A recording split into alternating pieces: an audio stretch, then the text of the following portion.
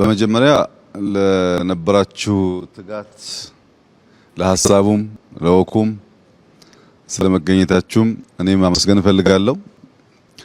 በመገኘታችን ውስጥ የሚያልፍ በጣም በርካታ ነገር ስላለ መገናኘቱ በራሱ ጥሩ ነው እና ለዚያ ምስጋና ይገባችኋል።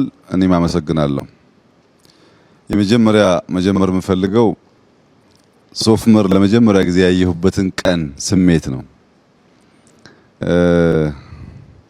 እነ ሽመልስ ጋር ነበር የመጣ ነው።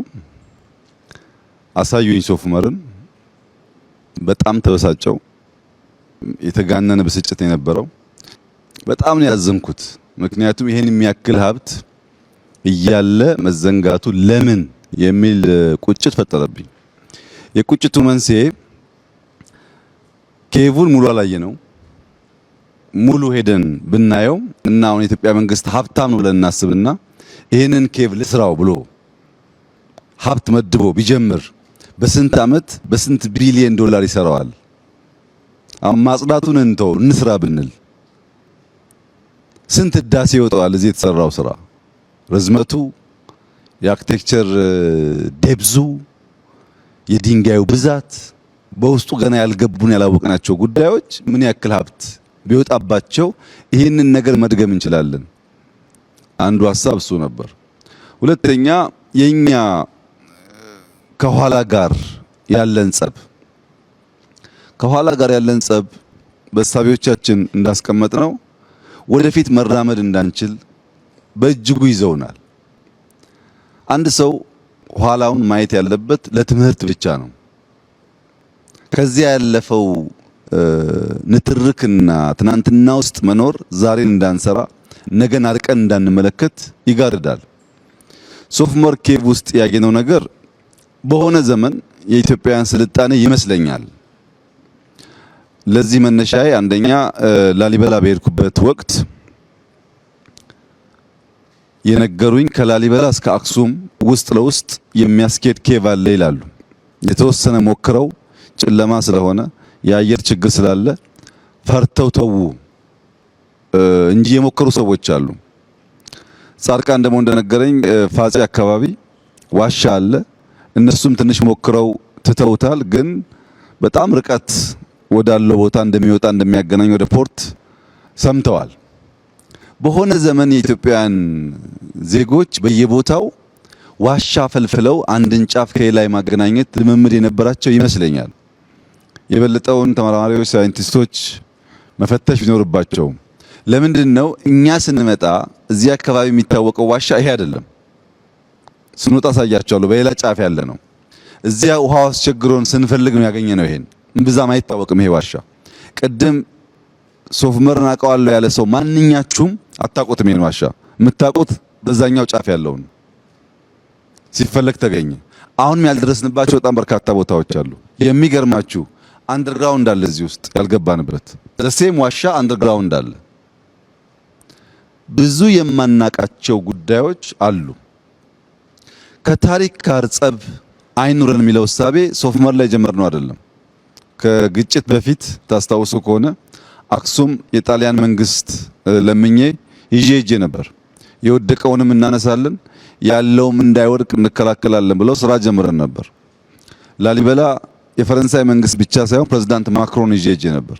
አይቶ ተደንቆ ገንዘብ መድቦ ሙያተኛ መድቦ ስራ ጀምረናል። በጣም ብዙ ርቀት ሄዷል። አደናቃፊዎች ለመጨረስ ባያስችሉንም የፋሲል ቤተ መንግስትን ብትወስዱ ለመቶ ዓመታት ማንም ዞሮ አላየውም። ወደ ነበረበት ወይም ከዚያ በተሻለ አስውበን ሰርተነዋል። ሶፍ ዑመር ሌላው ምሳሌ ነው። አባ ጅፋር አለ።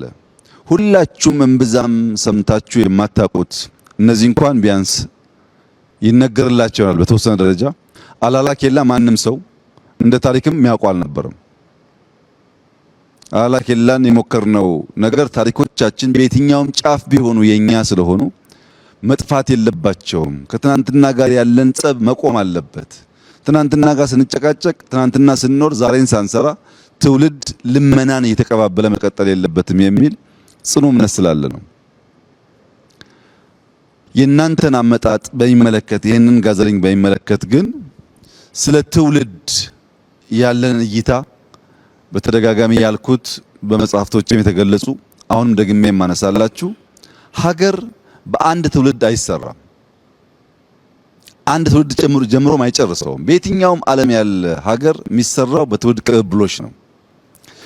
ሀገር ብቻ ደግሞ አይደለም፣ ትውልድ ራሱም ሙሉ የራሱ ማንነት የለውም፣ የራሱ ስብዕና የለውም። ትውልዶች በሶስት ይከፈላሉ። ስሪኢ እንላቸዋለን። ኤግዚት የሚያደርጉ አሉ።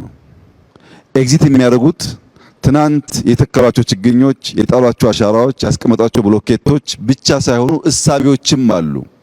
እነዚህ እሳቤዎች ኤግዚስት በሚያደርገው አሁን ባለው ውስጥ የግማሽ ማንነቱ ኤግዚት ከሚያደርገው የተወሰደ ነው። የኔ ግማሽ ማንነት ከኔ ቀደም ከነበሩ ሰዎች የተወሰደ ነው። ከነሱ የሰማሁት ነገር በሰብኮንሺየስ ማይንዴ ይሰራል። ከነሱ ጋር ያየሁት ነገር በእሳቤዎቼ ይሰራል፣ በጽሁፎቼ ይሰራል። ዝም ብዬ ትናንትናን ሙሉ በሙሉ ዘንግቼ ልፈጠር አልችልም። አሁን ባለኝ ማንነቴ ውስጥ 20፣ 30፣ 40፣ 50% ትናንትና አለበት። ሶስተኛው ኢመርጅ የሚያደርግ ነው። ይሄ ዛሬ ውይይት ጨምሮ ነገ የሚፈጠር ሰው ከኛ የሰማውን ከኛ ያየውን ሳይወስድ ማንነቱን ሊቀርጽ አይችልም። ሶስቱ ኤግዚት የሚያደርገው ኤግዚስት የሚያደርገውና ኢመርጅ የሚያደርገው ጄኔሬሽን ቢፈልጉም ባይፈልጉም ደም ብቻ ሳይሆን እሳቤ ይጋራሉ። ያንን መካድ ነው መከራ የሆነብን። ትናንትናን ሰው ሲወቅስ እሱ ብቻውን ዛሬ ቆይ ይመስለዋል። ዛሬ መቆም አይቻልም ብቻህን። ትናንትና በአንተ ላይ ጥላ አለው። ያን እያመን ስንሄድ ሀገር ለመስራት ያለን ብቃት ይሰፋል። አሁን ዛሬ የኢህአፓ ቅሬታ አለ፣ የኦነግ ቅሬታ አለ፣ የቲፒኤልኤፍ ቅሬታ አለ፣ የኦፒዲዮ ቅሬታ አለ፣ ብልጽግናዎች አሉ፣ ነን ፓርቲዚያን አሉ፣ ደህዴን አለ። ይህ ቀላል ስብስብ አይደለም። እንደ ፓርቲ ስታዩት እንደዚህ መነጋገር መቻል የቀሩትም ካሉ ጨምረን ለመነጋገር ምንድነው የሚያግደን ብሎ ማሰብ አስፈላጊ ነው። መነጋገር ይቻላል፣ መወያየት ይቻላል። እንዳንነጋገር የሚያደርጉን ነገርና እናንተም ባነሳችኋቸው እሳቤዎች ውስጥ ግምት እንዲገባ የምፈልገው ነገር ግን ማንኛውም ኢኖቬሽን፣ ማንኛውም ፈጠራ የፍልሚያ ውጤት ነው። ማንኛውም ፈጠራ ከፍልሚያ ውጭ እውን ሊሆን አይችልም። የዚያ ፍልሚያ መነሾ የነበረ ማንነት፣ የነበረ ህልውና እሱን ሊያከስምና በአዲስ ማንነት የሚገለጥ ነገር ሲፈጠር ሁለቱ መካከል ውጊያ አለ። ለምሳሌ በኖኪያና በአፕል መካከል ውጊያ አለ። ኖኪያ ዝም ብሎ እጁን ሰጥቶ ለአፕል አልለቀቀም፣ ተፋልሟል። አንድ አመት 2 አመት የዛሬ 10 ምናምን አመት እዚህ ያሉ ሰዎች ትላልቅ ስልጣን የነበራቸው ኖኪያ 6100 ለመያዝ የነበራቸውን ፍትጊያ ወደ ኋላ ማሰብ ነው። ዛሬ ከነሱ ላንዱ ያቺን ኖኪያ ገዝቼ ብሰጥ አትሳደብ ነው እንጂ የሚቀበለኝ ሰው የለም። ያ ኤግዚስተንስ የለም። ያ የሞተው ግን አዲስ ኢኖቬሽን ሲፈጠር ስክሪን ተች ማድረግ ሲጀመር በነበረ ፍልሚያ የተወለደ ነው። ፖለቲካም፣ ኢኮኖሚም፣ ሶሻል ኮንስትራክሽንም በእነዚህ ፍልሚያ ውስጥ ያልፋሉ። ይሄን ናቹራል ነገር መቀበል ሰዎች ይቸገራሉ። ብትፈልጉም ባትፈልጉም ሲኒየር አመራሮች እዚህ ያላችሁ፣ ውጭም ያሉ እናንተን የሚመስሉ ሰዎች ኤግዚት ማድረግ አይቀሬ መሆኑን አምኖ መቀበል ያስፈልጋል። ሁሌ አለሁ ማለት አይሰራም። ነበርክ ትሄዳለህ። ኢመርጅ የምታደርጉ ደግሞ አሁን ደግሞ ኤግዚስት የምታደርጉ ደግሞ ሰዎች፣ ስልጣን ላላችሁ ሰዎች ብትፈልጉም ባትፈልጉም እድለኛ ከሆናችሁ ብቻ ነው የዚህን ኤግዚት የሚያደርግ ሰው ቻንስ የምታገኙት። ብዙዎች አላገኙም። ግማሹ ሞቷል፣ ግማሹ ጠፍቷል። እድለኛ ብቻ ነው ኖሮ የራሱን ስራም የልጆቹን ስራ ማየት የሚችለው። ኢመርጅ የምታደርጉም ደግሞ ይሄንን ፕሮሰስ ኢምብሬስ ከማድረግ ውጪ፣ በዚህ መንገድ ከመሄድ ውጪ ሀገር ሰራለሁ ብሎ ማሰብ አይቻልም። ብዙዎች እናስባለን ይላሉ። ማሰብ መልካም ነገር ነው። ባሰቡት መንገድ መጓዝ ካልተቻለ ግን ልማትና ብልጽግና አይመጣም። ማንም ሰው መጥቶ ባሌ ያምራል ስላለ ባሌ አይቀየርም። ባሌ ያምራል ካለ በኋላ ያን እሳቤውን መጓዝ አለበት፣ መድከም አለበት። አይታችኋል ትናንትና የነበረንን ጉዞ ኤቭሪ ዴይ እንደዛ መደከም አለበት። ከድካም ከልፋት ከላብ ውጪ ፍሬ ሊታይ አይችልም። ያሰብነውን መጓዝ ስንጀምር ውጤት እናያለን። ኢትዮጵያ ውስጥ ሰላም የለም፣ ሰላም መቅደም አለበት፣ መሰራት አለበት የሚል በተለያየ መንገድ ኮንሰርን ተነስቷል። ትክክል ነው። ሰላም ለልማት መሰረት ነው፣ ያስፈልጋል። ግን በግልጽ መናገር የምፈልገው ነገር ዛሬ የኛ ምርጫ ምን እንደሆነ እዚህ ያላችሁ ሰዎች መገንዘብ አለባችሁ። ምርጫችን ምን እንደሆነ ካልገባችሁ መንገዳችን ለየቅል ነው የሚሆነው። ሁለት አርሶ አደሮች ነበሩ። አንደኛውም አርሶ አደር ሌላኛውም አርሶ አደር ፈጣሪ ወይ እባክህን ዝናብ አዝንብ እያሉ ይለምናሉ። ሁለቱም ለእርሻቸው ዝናብ አስፈላጊ ስለነበረ፣ ነገር ግን አንደኛው እየለመነ ምናልባት ፈጣሪ ጸሎቴን ሰምቶ ያዘነበው እንደሆነ ብሎ ቦይ ይቀዳል፣ እየቆፈረ ይለምናል። አንደኛው ጠዋት ተነስቶ ይለምናል፣ ማታ ይለምናል፣ አይቆፍርም፣ ቦይ አላዘጋጀም። ከሆነ ጊዜ በኋላ ኃይለኛ ዝናብ መጣ። ያ እየለመነ ይጠብቅ የነበረው መልስ አገኘ። ያ እየለመነ ይቆፍር የነበረው መልስ አገኘ። መልሱ ምንድነው? የመጀመሪያው አርሶ አደር ማሳውን በሙሉ ያ ኃይለኛ ዝናብ አጣጥቦ ወሰደበት። ለጸሎት ምላሽ አግኝቷል፣ ስላልተዘጋጀ ግን ተበልቷል። ይሄኛው ሁለተኛው እየጸለየ የቆፈረው ዝናቡ ሲመጣ የሚያስፈልገውን አስቀርቶ የማያስፈልገውን አደጋ ሊያስከትል የሚችለው ኃይል ደግሞ በዚያ ቦይ ውስጥ አለፈ፣ ሰርቫይቭ አደረገ። የኛ ምርጫ እንደሱ ነው። ሰላም እንዲመጣ እንለምናለን፣ ሰላም እንዲመጣ እንሰራለን። ሰላም እስኪመጣ ግን አንቀመጥም፣ እናለማለን። ምርጫችን እንደሱ ነው። ብዙዎች ሰላም እያሉ ኢትዮጵያ ውስጥ ባለፉት 100 ዓመታት ሰላም አልነበረም።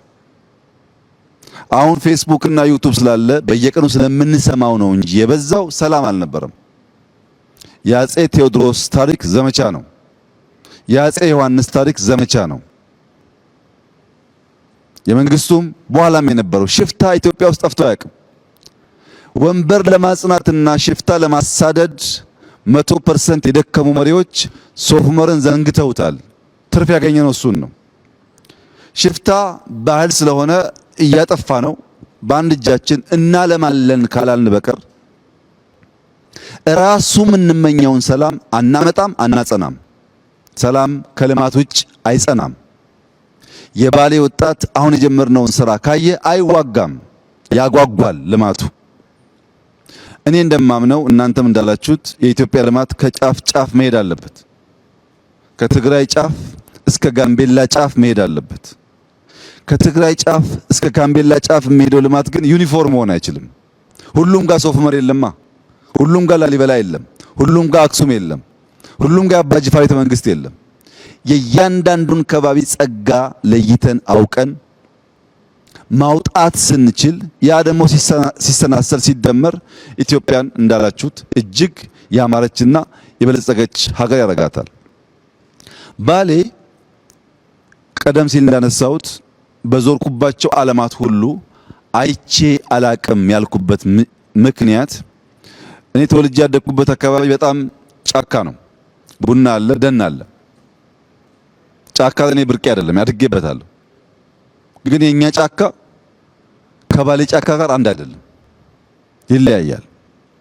ባሌ ውስጥ በሺህ ሄክታር በሄሊኮፕተር ሄዳችሁ የማትጨርሱት አስደማሚ እርሻ አለ።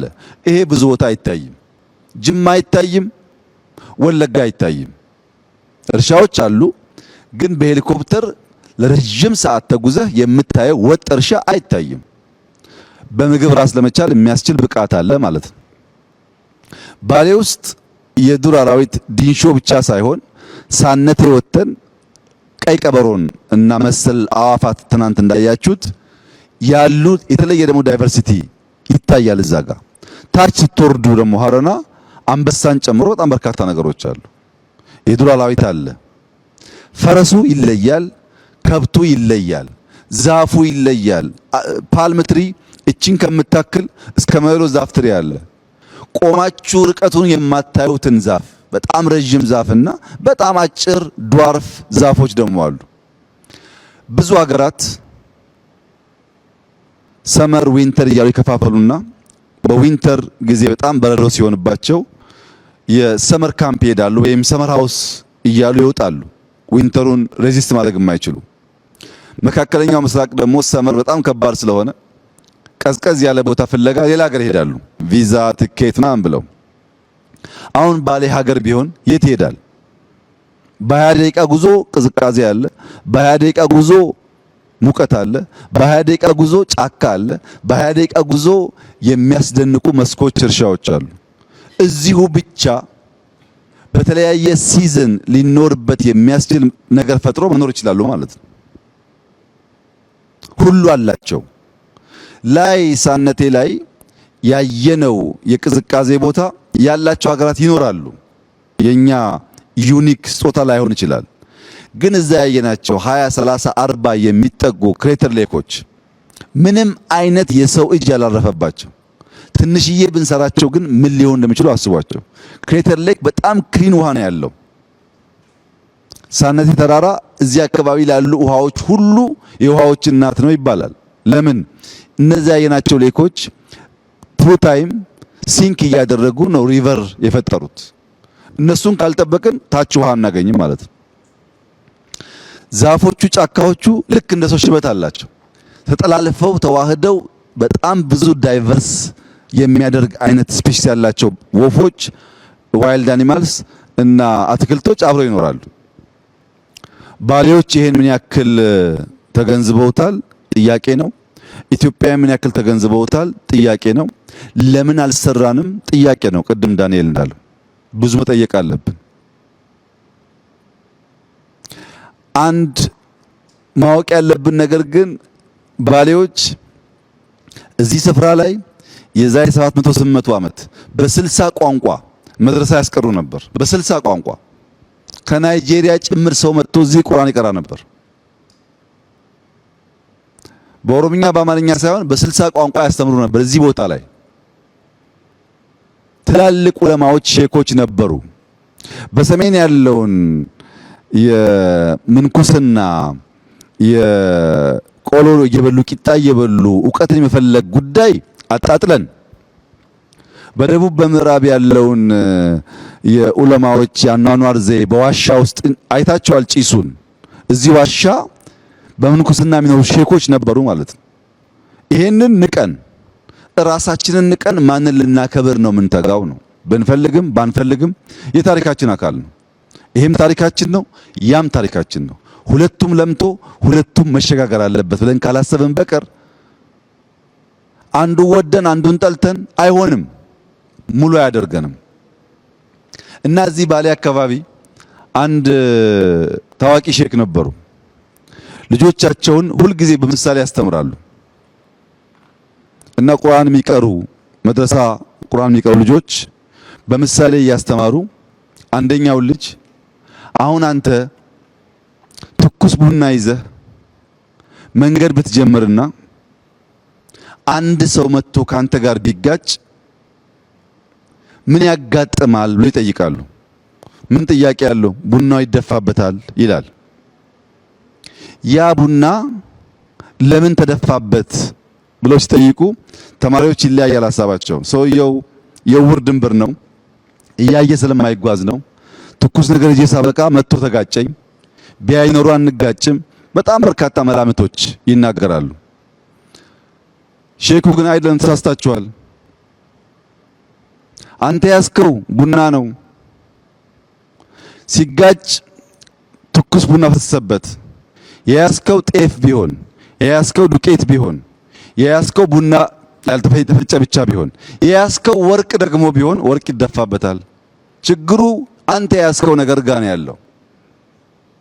እዚህ የመጣን አመራሮች ለባሌ ህዝብ ምንድነው ይዘን የመጣ ነው? አንዳንዱ ቁጭት፣ አንዳንዱ ተስፋ ሊሆን ይችላል። ለባሌ አይን መገለጥ ወርቅ የሆነ ሐሳብ ይዘን ከመጣን ያን ሐሳብ ደፍተን እንሄዳለን። ቁጭት ብቻ ይዘን ከመጣን እኛም ተንገብግበን እነሱን እንዲቆጩ አድርገን እንመለሳለን። ተስፋ ደግሞ ካመጣን እንደዚሁ ነው። ሰው የያዘውን ነው የሚደፋው፣ የያዘውን ነው የሚሰጠው። መስጠት ያለብን ነገር ለትውልድ ሀገር እንዳለው ሊሰራ እንደሚችል ሊሰራ እንደሚችል ካስተማርነው እሱ ደግሞ ወስዶ የተለወጠ ነገር ሊያመጣ ይችላል። በኔ ሂሳብ ዛሬ እኔና እናንተ ችግኝ ተክለናል። ችግኝ ተስፋ አለ። ይሄ ችግኝ ከኛ በኋላ ይመጣው ይኮተኩተዋል፣ ከዚያ በኋላ ይመጣው ያጠጣዋል፣ የሆነ ትውልድ ደግሞ ያርፍበታል። ለኛ ጥላ አይሆንም። ሶፍ ዑመር ላይ ጀመርነው ነገር ጨርሰነው ለኛ ጥላ አይሆንም፣ ለልጆቻችን ግን ጥላ ይሆናል። ተስፋን ነው የምንዘራው፣ ሐሳብ ነው የምንዘራው። ይሄን ሐሳብ ገዝቶ የተጋ የደከመ ሰው ደግሞ የተዋበ ነገር ለራሱም ለአፍሪካም ይፈጥራል ተስፋ አደርጋለሁ። እዚህ የሰሩ ሰዎች፣ ወጣቶች፣ ኢንጂነሮች እዚህ ያለው ቦታ የትም ዓለም ዩኒቨርሲቲ ብልካቸው ማንም ዩኒቨርሲቲ ሊያስተምራቸው አይችልም። እንዴት ቆመ ይሄ ነገር፣ እንዴት ፒላር ሆነ፣ ያኛው ብራንች እንዴት ተፈጠረ? ሰው በህይወት ዘመኑ ተመራምሮ አይጨርሰውም። ይሄን የተማረ ሰው እዚህ የሰራ ሰው ቅድም እንዳልኩት ላሊበላ ብንወስደው ፋጺ ብንወስደው የትም ብንወስደው እዚህ ባገኘው ልምድ ያን እያሰፋ እያሳደገ ሊሄድ ይችላል። እኔ ይሄን ቦታ ማየው እንደ ትምህርት ቤት ነው። ይሄን ቦታ ማየው ገና እንዳልነካ ነው ነገር ነው። ማዕድኑ እንዳልኩት ከዩራኒየም ጀምሮ ባይዞ ነዳጅም አለ። የነዳጅ ምልክቶችም አግኝተናል። ባሌ ውስጥ በጣም በርካታ ማዕድኖች አሉ። ብዙ ኤክስፕሎር ባደረግን ቁጥር በህይወት ዘመናችን በሙሉ የምንማረው ጉዳይ ነው ያለው። ችግሩ እኛ ወደ ኋላ መለስን ለማየት ዝግጁ አይደለንም። የምንመኘው የሚጣፍጠው ማር ተቆርጦ የተዘጋጀው ማር ብቻ ነው። ማሩ ያለፈበትን መንገድ የሚፈልግ ኢትዮጵያዊ መፈጠር አለበት። አንድ ጣፋጭ ማር ለመብላት 3 አክተሮች ኢኳሊ ተናበው ካልሰሩ አይመጣም። አይታችሁ ከሆነ አንዳንዴ የሚመር ማር እንቀምሳለን። የሚመር ማርና የሚጣፍጥ ማር መካከል ያለው ዲፈረንስ አንደኛው የንቦች ትጋት ነው። ንቦች መትጋት አለባቸው ያ ማር ሆኖ እንዲወጣ።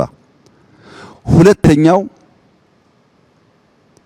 ንቦች እየሄዱ የሚቀስሙት አበባ እንቡጡ አበባ የአንደኛው የአበባ ዝርያና ሌላኛው የአበባ ዝርያ አንድ አይነት ማር አይሰጡም። ያ የእንቡጥ አበባ ጣፋጭ ማር የሚፈጥር ከሆነ ያን ቀስማ የሰራች ንብ የተሻለ ማር ታወጣለች። ሶስተኛውና ዋነኛው ግን የአርሶ አደሩ ትዕግስት ነው።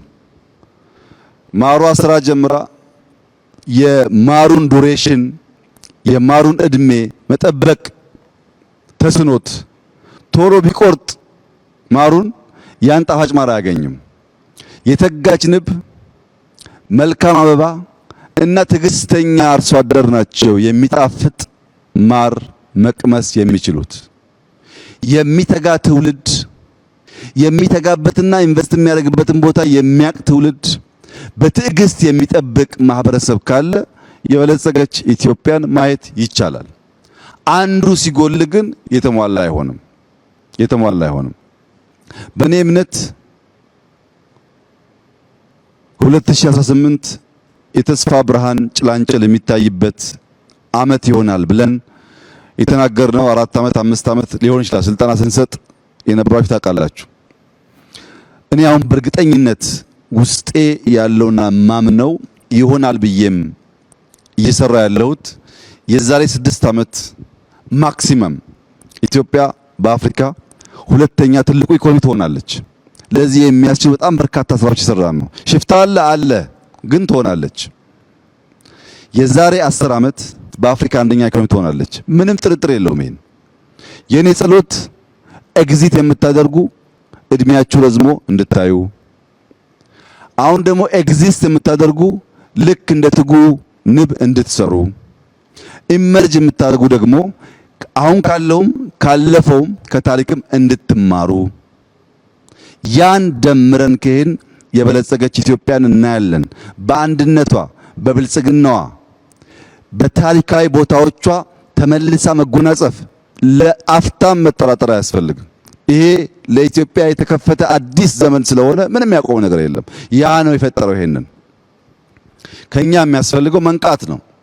በራስ ኢጎ ላይ መንቃት፣ በራስ እሳቤ ላይ መንቃት፣ በራስ ምልከታና እምነት ላይ መንቃት ነው። ብዙዎቻችን ትናንትና አስሮ ይዞናል። ከነቃንበትና ሌንጮ ቀደም እንዳለው ወደሚቀጥለው ሌየር ከተዘረጋን አትጠራጠሩ፣ የኢትዮጵያን ብልጽግና ከሞላ ጎደል በጋራ እናያለን። ቢያንስ ልጆቻችን ከልመና ወጥተው የምናይበት ዘመን ይመጣል። ሲጠቀለል ለረጅም ጊዜ በየቦታው ልማት ሳይ፣ ለውጥ ሳይ፣ ውጤት ሳይ ፈጣሪ ይመስገን ስል ሰምታችሁ ታውቃላችሁ። ዛሬ ግን ያ ቋንቋ እኔ ውስጥ የለም። ሌሊት ጀምሮ በጣም ሲያስጨንቀኝ ያደረው ነገር ፈጣሪ ይመስገን አይደለም፣ ይቅር በለን ነው። ውስጤ እንደዛ ይሰማኛል። ይቅር በለን አንተ ውሃውም ሰጥተሃል፣ መሬቱም ሰጥተሃል፣ ጫካውም ሰጥተሃል፣ የቀረብን ነገር የለም። ይሄን ሁሉ ይዘን እኛንን ተስማምተን ተደማምጠን ማልማት ያልቻል ነው እና እባክህን ይቅር በለን። ተቆጥተ ደግሞ እንደዚያ ሰነፍ አርሶ አደር ማሳችንን ዝናብ እንዳይወስደው ምህረት ይብዛልን ብቻ ነው ጥያቄ ዛሬ። ምክንያቱም ለማመስገን ብቃቱ የለኝም። እዚህ ሁሉ ነገር ላይ ተኝቼ በሴፍቲኔት የሚኖር የሚራብ ህዝብ ዜጋ ሆኜ ፈጣሪ ይመስገን ይሄን ስለሰራን የምልበት ቋንቋ አንደበት የለኝም። ምህረት ብቻ ነው። ኢትዮጵያዊ ፈቅዶ ወዶ በገዛ ፈቃዱ ልመናን ጋብዞ እርዳታን ጋብዞ ችግርን ጋብዞ እጅና እግር አጣጥፎ የሚለምን ህዝብ መሆኑ ይቅር በለን ብቻ ነው የሚያስብለው። ሌላ ምንም ቋንቋ የለኝም። የሱ ምሕረት ከተገኘ እኛ ከተጋን ግን ውጤት ይመጣል። እዚህ ያላችሁ ሲኒየር አመራሮች፣ እዚህም የሌላችሁ ሲኒየር አመራሮች ፐርሰንቴጁ ይለያያል። አንዳንዶቻችሁ 5፣ አንዳንዶቻችሁ 3፣ አንዳንዶቻችሁ 10 ሊሆን ይችላል። ግን ሼር አላችሁ። በአሁን ትውልድ ውስጥ ሼር አላችሁ። ያ እንድታዩ የመጣችሁት ጠቅላችሁ አትውሰዱት። ቢኮዝ ብዙ ሚስ የተደረገ ነገር ስለነበረ ጠቅላችሁም አትተውት። የእናንተ ዘር ስላለ አሁን ያለውም ይሄን ይመን፣ የትናንትናውም ይሄን ይመን፣ የነገውም ይሄን ይመን። ካለ ጥርጥር ኢትዮጵያ ብሩህ ተቀባብሎ የሚያጸናት ሀገር ትሆናለች። በትግራይ፣ በአማራ፣ በኦሮሚያ አንዳንድ አካባቢ የምናያቸው ጉዳዮችም መልክ እየያዙ ይሄዳሉ። ኢትዮጵያ ውስጥ ዛሬ ልጠቅልል የሚለውም ኢትዮጵያን አላወቃትም፣ ልገንጠል የሚለውም ኢትዮጵያን አላወቃትም። መገንጠልም መጠቅለልም አይሰራም። መስማማት፣ በትብብር ሁሉም ያለውን ሀብት እያወጣ እንዲለማ አድርጎ መኖር ብቻ ነው የሚያዋጣው። ይሄን መገንዘብ አለመቻል ነው ችግር ያመጣብን። ለምሳሌ ልገንጠል ብሎ ከሰሜን እስከ ደቡብ የተደራጀ ፓርቲ አለ። ከነዚህ ውስጥ አንዱም ሀገሩን አያውቅም፣ ህዝቡን አያውቅም፣ ባህሉን አያውቅም። የነጻድቃን ቲፒኤልኤፍ ልገንጠል በሚልበት ሰዓት እርግጠኛ ሆኜ የምነግራችሁ እነዚህ ወጣቶች በዛ ዘመን ትግራይን ባህሉን በደንብ አያውቁትም። እልህና ቁጣን ያላቸው እንጂ የበቃ እውቀት አልነበራቸውም። ኦነግ ቅድም ሌንጮ እንዳለው እንኳን ኦሮሚያን መገንጠል ቀርቶ የትውልድ ስፍራውን እንኳን በትክክል አያውቀውም። ባሌን አያውቅም። ሌላውም ነፃ አውጪ ይኸው ነው፣ የሶማሌውም የምናምኑም በትክክል ባህሉን አገሩን ሳያውቅ ነው ነፃ ልውጣ ብሎ በጋራ መኖር ስንችል መከፋፈል ይሰበክ ነው ማለት ነው። ልጠቅልል ባዩም ዘመን አያውቅም። አሁን ባሌ ይጠቀለላል? አይጠቀለልም እኮ ብትፈልግም ባትፈልግም አይቻልም። አለፈ ያ ታሪክ። ከኋላ ጋር መታሰር አያስፈልግም። ትቶ ዛሬ መኖር ያስፈልጋል። ምን ጠቀልላለህ? አታውቀው። እንኳን ልጠቀልለው አታውቀውም። ይሄን ሰፊ ምድር፣ ይሄን ሰፊ ህዝብ፣ ይሄን ሰፊ ባህል ሰብስበህ አንድ ማድረግ አትችልም። ያለው ምርጫ ተከባብሮ ተደማምጦ ተጋግዞ ተካፍሎ በጋራ መኖር እንደሆነ ማመን ነው። ያ ሲሆን ሰላማችን፣ ልማታችን ይመጣል። የእናንተ ኮንሰርን ይገባኛል፣ የኔም ኮንሰርን ነው። እኔ ግን እንደዚያ ሰነፍ ገበሬ ቁጭ ብዬ እባክህን ዝናብ አዝንብ ከሚሉት ጎራ አይደለሁም። ዝናብ አዝንብ እያልኩ ቦይ የቆፈርኩ የምጠብቀው በዚያ መንገድ ነው። የኢትዮጵያ ችግር ተጠቅልሎ ይጠፋል ብዬ የማምነው። ትንሽ 50 አካባቢ ደረሳችሁም እንድትቆዩ ጸሎቴ ነው። ያኔ ስንገናኝ በአፍሪካ አንደኛ ኢኮኖሚ የበለጸገች የማትቸገር የምትረዳ ኢትዮጵያን በጋራ እንደዚሁ ደግሞ እንወያያለን ብዬ ተስፋ አደርጋለሁ። እጅግ አድርጌ አመሰግናለሁ። በጣም ደስ ብሎኛል። ይሄ ባህል ይቀጥል፣ ይደግ፣ ይመንደግ ብቻ ነው ማለት የምፈልገው። በሌላ ጊዜ ደግሞ ስንገናኝ እንደዚሁ እንወያያለን። ስለነበረን ቆይታ እጅግ አድርጌ አመሰግናለሁ።